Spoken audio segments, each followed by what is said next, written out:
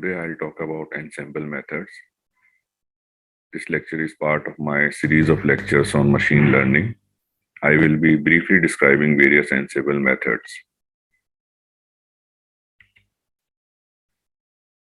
Various ensemble methods include majority voting, bagging, boosting, and stacking. First of all, I'll talk about majority voting.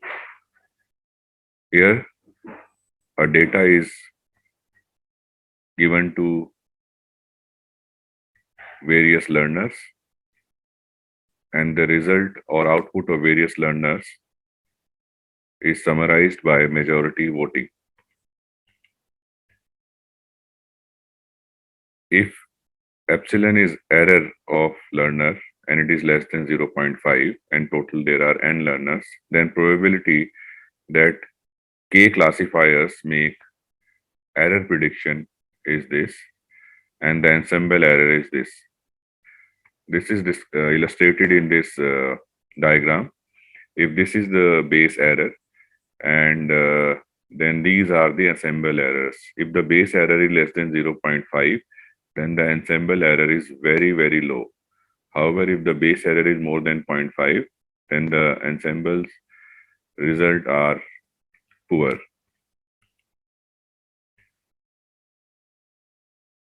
This is how the final prediction is done mathematically. The final prediction is done either by hard voting or soft voting. In hard voting, it is the majority vote, and where X is prediction by learner I. This is soft voting. It is the weighted average for class J, and where Pij is probability of ith learner for label J, and Wi, these are the weights of learner I. So this is a weighted average on probabilities. These are the salient features of majority voting ensemble technique. It can use different type of learners. In fact, the prerequisite is that there should be diversity among learners. And the output, as I have described mathematically, is in regression it is average, and in classification it is either hard voting or soft voting. So next I'll talk about bagging.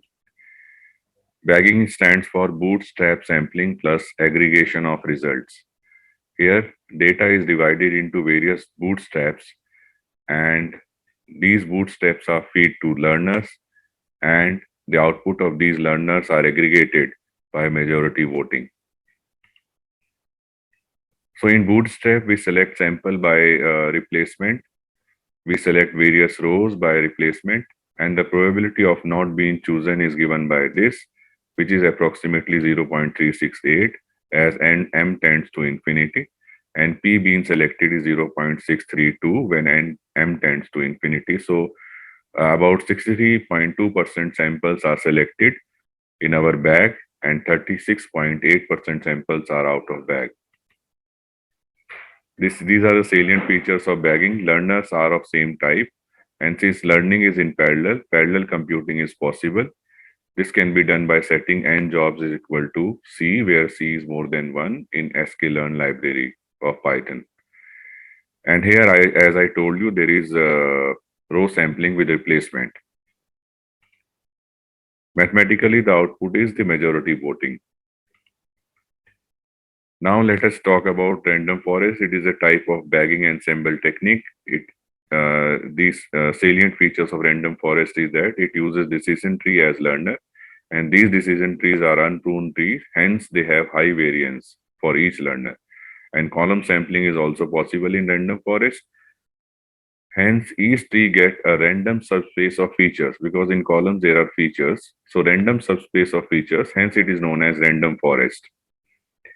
Since there are parallel combination of learners, it reduces the variance. Each learner have a high variance as described in this. I have taken from this source, and this is the average. So the average output have a reduced variance or very low variance as compared to high variance of individual learner in ensemble. Now I'll talk about boosting. These are various types of boosting ensemble techniques. One is adaptive boosting or Adaboost. Then is gradient boosting, then extreme gradient boosting or XZ boost, then light gradient boost. First, I'll talk about adaptive boosting.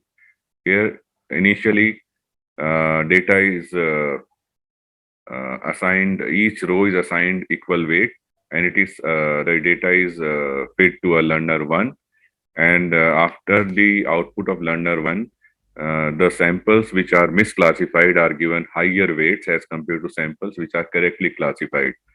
So the weights are updated and it is given to learner 2. So I'm sorry, this is learner 2. And then weights are again updated. A higher weight is given to samples which are wrongly predicted. And this is then repeated many times. And then final prediction is by voting. So adaptive boosting or Adaboost is first described in 1997. It uses decision tree stumps, and hence it has a high bias, and these are weak learners.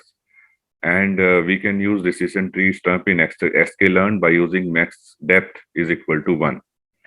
For each stump, a single feature is selected which have a lowest entropy. So this is how the decision tree stumps are used in adaptive boosting. At each step, more weight is assigned to misclassified sample, as I have told you, and misclassified sample means mistakes. So in a way, each learner learns from mistakes of previous learner, and sequential combination becomes a strong learner. Due to sequential nature, parallel computing is not possible. This is disadvantage of Adaboost. And mathematically, it is output is final prediction is given by weighted majority voting. Then this is another type of boosting, that is gradient boosting.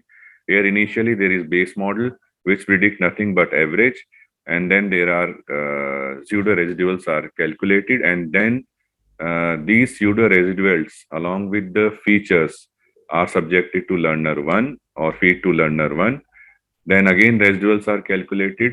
Then these residuals as outcome variable and features as input variables. These are feed to learner 2, and similarly so on. And final prediction is on the basis of the combination of the output from the base model as well as the subsequent models.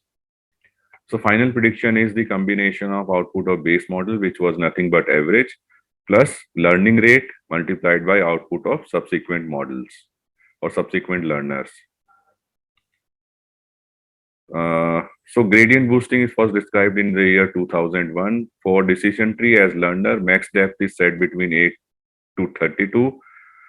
And by sequential combination, objective is to reduce residual to as low as possible. And due to sequential nature, parallel computing is also not possible in gradient boosting. Now, this is another type of boosting known as extreme gradient boosting. It is first described in the year 2016. It have more hyperparameters, and it can take advantage of parallel computing. Hence, it is much more faster than gradient boosting. Then this is another type of boosting technique, light gradient boost or LIGHTGBM. It is an open source library which provides an efficient and effective implementation of gradient boosting method, include an automatic feature selection as well as focuses on boosting samples with larger gradient. Hence, it is more faster than gradient boosting. Then finally, this is the last ensemble technique I will describe, that is stacking. Here data is first divided by cross-validation process, and it is feed to various learners.